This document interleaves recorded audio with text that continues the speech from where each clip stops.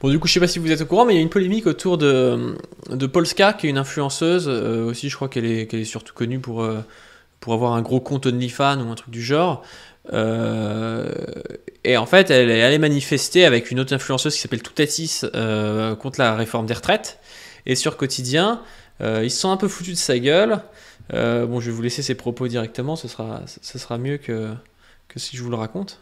On est venu manifester parce qu'on est pour la France, on est pour la République et on est contre la réforme. Contre la réforme. Polska et Toutatis, une influenceuse avec un nom de vodka et une autre avec celui d'une attraction du parc Astérix. Elles sont notamment célèbres pour s'être fait recaler d'un resto à cause de leur décolleté plus profond que le trou de la sécu. Alors c'est vrai que sans le son, on dirait plutôt qu'elles vont voir un match au Stade de France.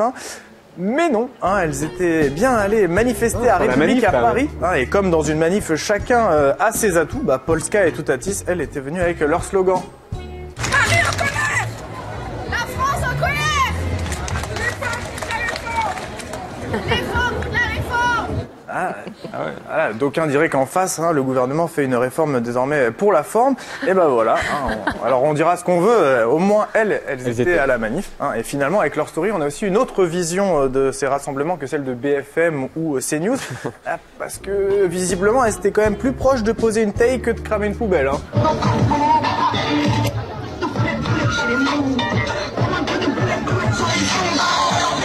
Ça, c'est tellement gênant comme extrait, je trouve ça tellement gênant. Ils font des vieilles blagues un peu de boomers un peu sexistes et tout. Ils pensent être dans le coup.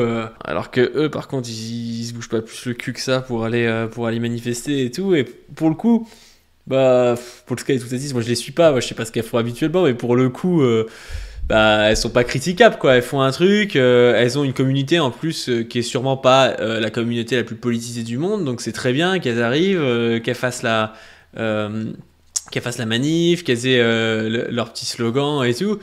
Et les mecs ils sont là en mode ouais, elles ont des gros seins, donc c'est des connes, donc on peut se foutre de leur gueule, quoi. Enfin, je trouve ça super gênant.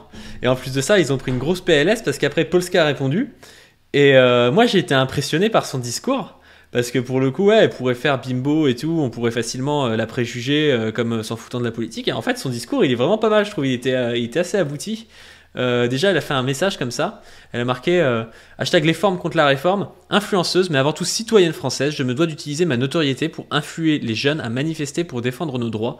Je ne veux pas simplement poster une story sur un fond noir pour mettre mon soutien. Je veux être active et impliquée.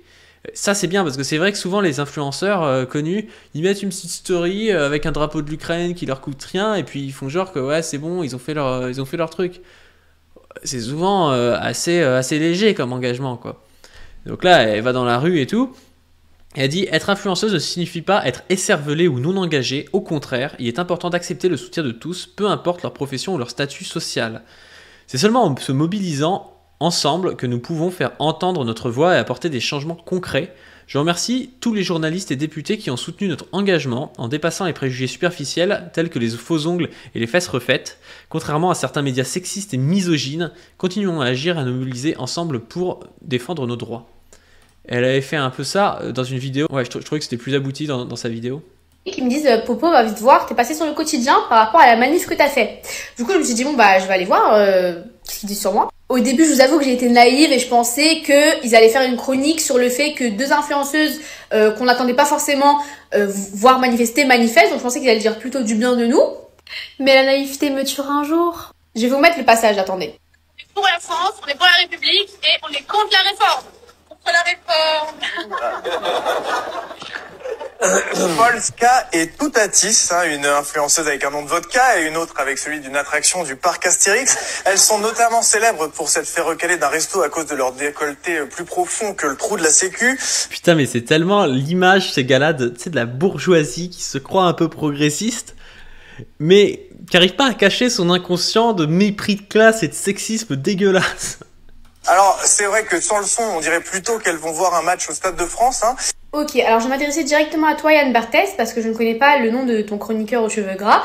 Donc Yann Barthès, toi, à ton grand âge, parce que je suis allée vérifier, tu as quand même 48 ans. Donc à 48 ans, tu trouves ça toujours normal qu'en 2023, on puisse toujours faire des chroniques donc qui passent à la télé devant des centaines de milliers de personnes, hyper sexistes et hyper misogynes. Et c'est pas parce que c'est couvert d'humour que ça passe mieux, hein. La France, elle se veut super ouverte d'esprit, mais elle l'est pas du tout. Parce que là, au lieu de parler de l'acte en lui-même, vous vous êtes arrêté à des faux ongles et à un décolleté.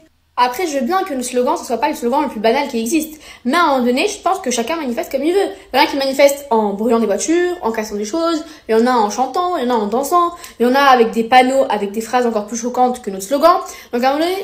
C'est vrai qu'ils arrivent à ridiculiser toute forme de manifestation. C'est-à-dire que si tu brûles une poubelle, t'es un casseur, machin et tout. Si t'arrives avec un panneau, on va se foutre de la gueule de ce qu'il y a écrit sur ton panneau. Si t'es jeune, on va dire ouais mais pourquoi il est jeune, il s'intéresse à la retraite. Elle fait son truc au final qui a un rapport aussi avec le fait qu'elle soit une influenceuse un peu qui vend des photos un peu dénudées et tout. Et forcément c'est un rapport avec ça aussi, les femmes contre la réforme. Enfin, tu peux plus rien faire en fait. On peut plus rien dire dans cette saucisse. Non mais si dès qu'on fait un acte de manifestation, on se fait foutre de notre gueule, au final c'est ultra méprisant et ça mène à rien quoi. Je pense que s'arrêter à notre slogan, c'est hyper bas. Sachant aussi qu'on est influenceuse, donc on est censé influencer les jeunes. Et là, le but, c'était juste de trouver un slogan un peu parlant, qui reste dans la tête, qui est un peu marrant, pour influencer les jeunes à manifester tout simplement. En tout cas, on a quand même reçu du soutien de la part de pas mal de députés, de journalistes et de politiciens, donc ça fait plaisir. Comme par exemple Madame Abou Mangoli, donc merci beaucoup. J'aurais jamais pensé me faire défendre par une députée un jour. Merci à tous les journalistes aussi. Et merci à la grande dame, Madame Rokhaya Diallo. Alors ça, c'est vraiment le multiverse. Je remercie. Bon, moi j'ai enfilé mon col roulé, vu que visiblement on ne peut pas manifester dans la tenue qu'on veut en France sans se prendre de remarques misogynes. Moi je pense que c'est par rapport à l'atelier Missor qu'elle a mis un col roulé, mais c'est un autre débat. Du coup, j'espère que cette fois-ci, je ne dérangerai pas les médias et la télé française n'aura plus rien à dire. Et voilà, moi je vais aller manifester. Donc vive la France et n'oubliez pas les formes contre la réforme. En vrai, c'est génial ce genre de truc, déjà parce que son discours est pas mal, il est vraiment... Enfin, il y a un message derrière. Mais en plus de ça, je trouve que...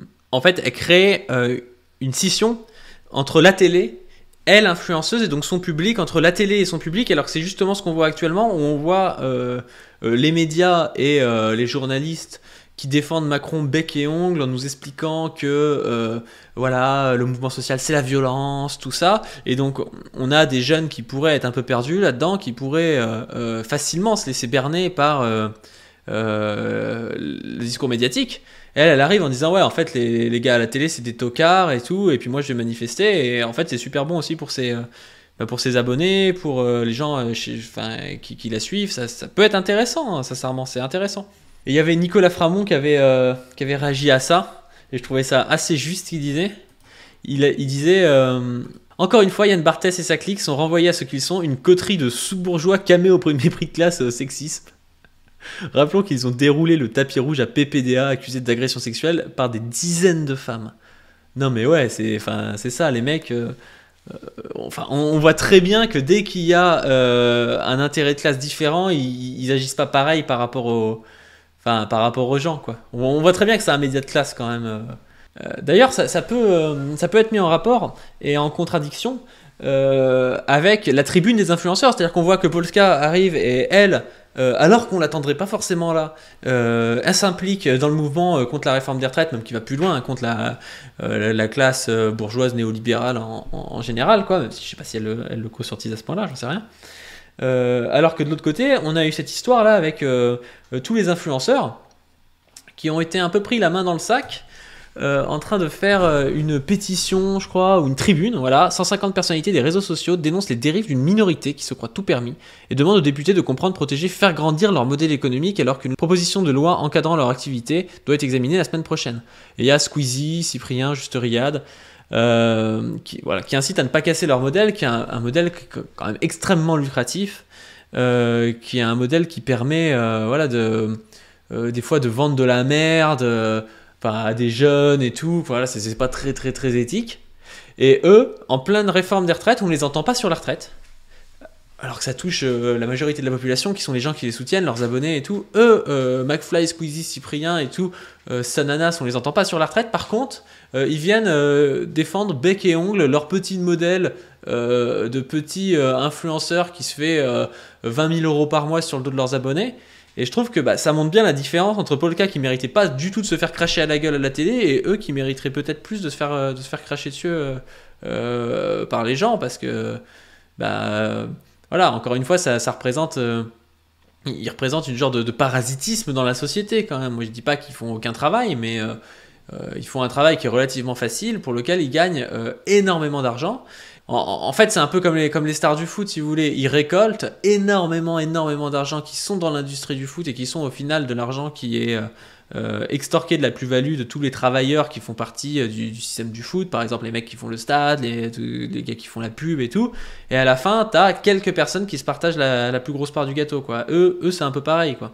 En fait, eux, c'est des petits bourgeois détenteurs de leurs petits moyens de production et tout. Ils veulent garder leurs bénéfices de petits bourgeois. Donc, ils s'intéressent pas au combat des autres. Ils sont pas forcément non plus impliqués dans le combat contre les autres. Mais voilà, ils s'intéressent à leur petit intérêt. Alors que Polska est une véritable révolutionnaire prolétarienne. Et ça, faut le savoir, en fait. Parce que Polska, elle est adhérente lutte ouvrière. Voilà, elle est là en train de dire il faut que tu lises quel texte.